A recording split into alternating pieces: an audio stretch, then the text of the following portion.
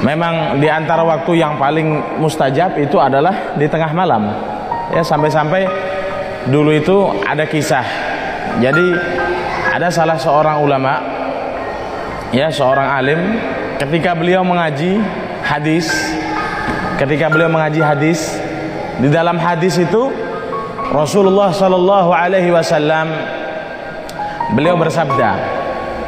Apa kata Rasulullah? Rasulullah mengatakan, yanzilu rabbuna ila sama'i dunya hina yabqa min thuluthil akhir minal lail, atau kama qala alaihi salatu wassalam, wa yaqul man yastaghfiruni faaghfir lahu wa man yas'aluni fa'utiyahu, atau kama qala al habib sallallahu alaihi wasallam. Jadi Nabi mengatakan Allah itu turun di sepertiga malam. Rahmatnya Allah itu turun di sepertiga malam. Di tengah malam itu turun rahmatnya Allah Subhanahu wa taala. Sampai azan fajar.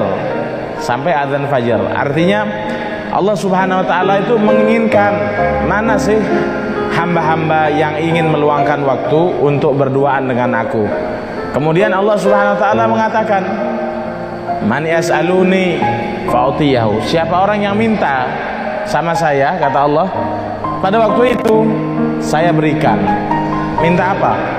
Banyak hajat kita, ya, hajat kita itu banyak, ya, tapi hajat yang paling besar daripada hajat kita adalah dikumpulkan bersama Nabi Muhammad SAW di surga, insyaallah.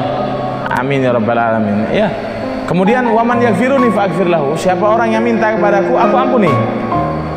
Jadi ulama ini ketika mengaji hadis itu, ketika melihat hadis itu, hadirin, di tengah malam dia keluar daripada rumahnya dan dia mengeraskan suaranya, dia mengatakan, ana ya Rabb, ya ana ya Rabb, ana ya Rabb, ana ya Rabb. Dia bilang begitu. Tetangganya bilang, mak benereng gila. Ya, ada orang gila tengah malam, kata. Akhirnya salah seorang warga ada yang menegur daripada orang itu. Dikatakan, hei, kenapa kamu itu seperti orang gila? Tengah malam kok teriak, saya ya Allah, saya ya Allah. Ada kelakuan bukan? Akhirnya dia mengatakan, bukan, karena saya itu mendengar hadis tadi itu. Jadi rahmatnya Allah itu turun di sepertiga malam, dan Allah mengatakan, siapa yang punya dosa, minta ampun sama aku, minta ampun, minta maaf sama saya ampunkan. Maka saya adalah orang yang paling banyak dosa. Jadi saya keluar rumah dan mengatakan, saya ya Allah, saya ya Allah. Maksudnya saya punya dosa. Kemudian Allah mengatakan, siapa orang yang meminta kepadaku, minta kepada Allah Subhanahu wa taala. Kan kadang orang ini macam-macam, hadirin. Mintanya, percayanya kepada hal-hal yang nggak jelas. Pakai apa, misal dia jualan, kerja, ya kerja, buka warung misal. Lebih percaya kepada hal-hal yang tidak diridhoi oleh Allah Subhanahu wa taala, seperti pakai penglaris, ya, ditaruh di lacinya misal. Ya, ada itu yang semacam itu. Ya, betul. Itu hanyalah perantara, hadirin. Ya, hanyalah perantara. Boleh atau tidak boleh? Boleh. Ya, kita memakai perantara ayat-ayat Quran atau apa yang diberikan oleh ulama, boleh. Tapi yang salah, kita semuanya percaya kepada itu tapi tidak percaya kepada Allah Subhanahu wa taala. Ini salah. Ini salah. Makanya keimanan kita ini perlu ditata, hadirin. Ya, jangan sampai kita semuanya percaya dengan itu meninggalkan Allah Subhanahu wa taala. Ya, datang ke ini, datang ke dukun ini, datang ini nyari penglaris. La ilaha illallah. Ya, ini bukan sifat mukmin. Haram. Allah Subhanahu wa taala melaknat daripada orang yang melakukan hal itu. Ya, juga kita semuanya, apalagi penglarisnya bukan hal-hal yang termasuk bagian daripada syariat Islam. Ya, misal ada yang menggunakan tali pocong, kain kafan, gila. Allah Subhanahu wa taala Maha Kaya, hadirin. Ya, kalau kita hanya percaya dengan diberikan sama kiai, sama ustadz, diberikan ayat Quran misalkan kertas, taruh di lacinya, ya boleh, nggak apa-apa. Tapi tetap Allah Subhanahu wa taala yang nomor satu, bukan itu. Itu hanya sebab. Yang salah, yang lebih salah lagi, mereka yang keluar daripada ajaran Islam. cara untuk mendapatkan penglaris tersebut. Iya, kain kafan, beda obun siapa tak tahu, ada rambut ini, rambut ditaruh di lacinya. La ilaha illallah. Ada itu yang lebih mengerikan lagi, saya ngelihat di YouTube itu apa kemarin, orang celana dalam, celana dalam ditaruh di dandang baksonya. La ilaha illallah. Ada. Ini orang sudah nggak paham. Allah yang memberikan, ya Allah memberikan. Ya kenapa kita minta sama manusia? Manusia itu punya keterbatasan, sedangkan Allah Subhanahu Wa Taala tidak punya keterbatasan. Ya Allah Subhanahu Wa Taala tanpa batas, dan Allah Subhanahu Wa Taala mampu memberikan apapun. Ya Allah Taala itu mampu memberikan apapun kepada semua hambanya tanpa terkecuali. Ya Allah itu tidak pernah pilih kasih, hadirin, tidak pernah pilih kasih kepada hambanya. Oh ini kok bisa begini? Ya kita semuanya tidak mau berusaha. Ya kalau kita mau bekerja yang jujur. Makanya pekerjaan orang alaqah ya itu termasuk pekerjaan yang mulia. Berdagang itu termasuk pekerjaan yang mulia daripada harus menjadi pegawai ini, pegawai itu.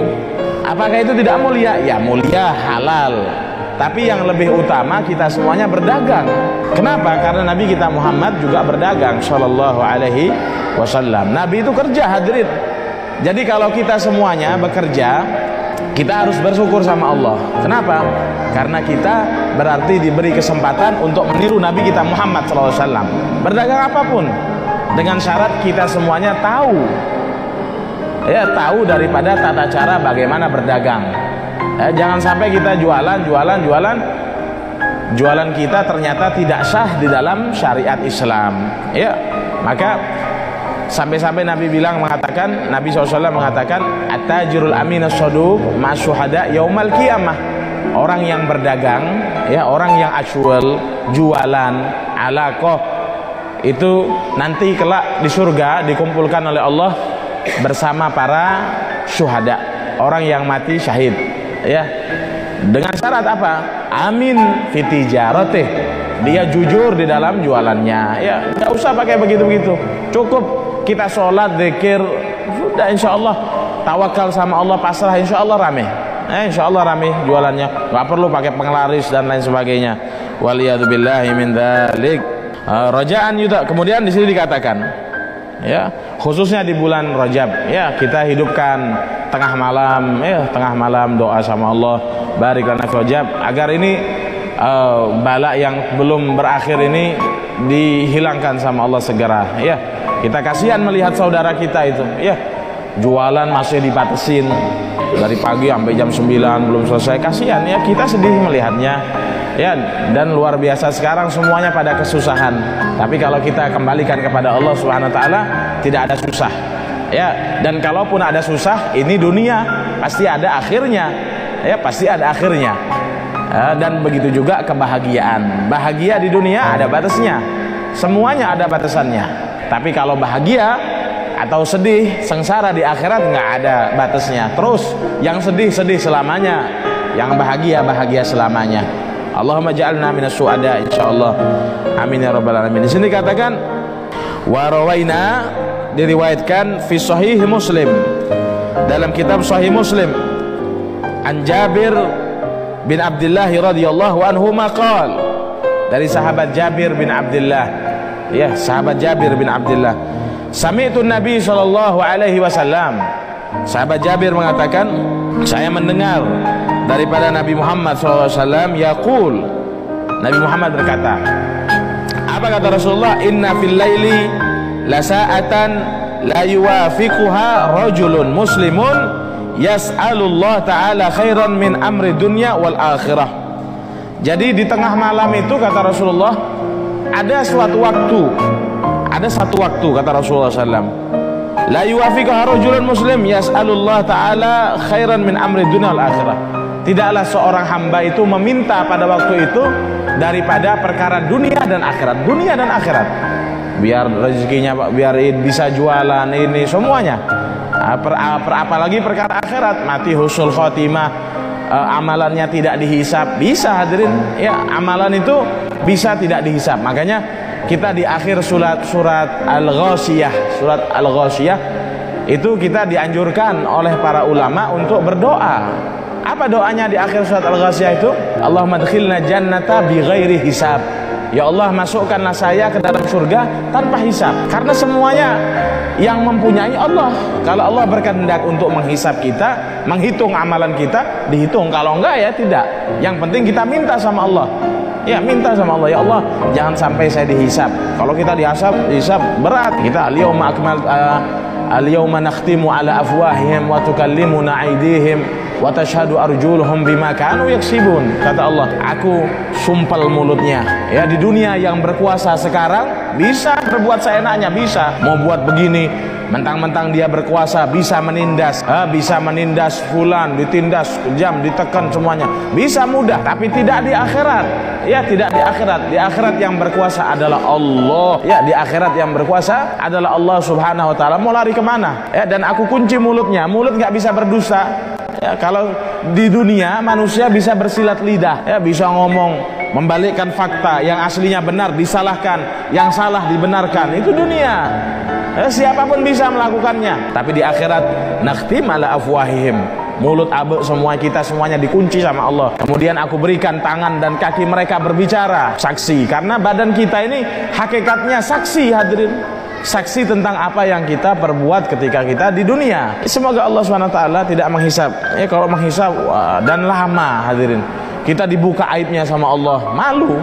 Kalau manusia aja, manusia gimana? Kalau manusia membuka aib kita satu aja, tahu manusia aib kita, itu malu todus. Lalu bagaimana dengan Allah? Sampai ahli tafsir mengatakan manusia itu ibaratkan nanti itu dipertontonkan seperti video, ya, tentang amalannya. Oh, dari mulai kita lahir sampai kita meninggal diputar semuanya. La ilaha illallah, la ilaha illallah. Mari hadirin. Dan kalau kita suka buka aib orang, katanya ulama, nanti itu di sana video kita ditonton oleh manusia. La ilaha illallah, dituntut yang kita la ilaha illallah. Nasallallahu afiyah insyaallah. Ya, tidaklah seorang itu meminta daripada perkara dunia dan akhirat pada waktu malam itu illa a'tahu iyyah.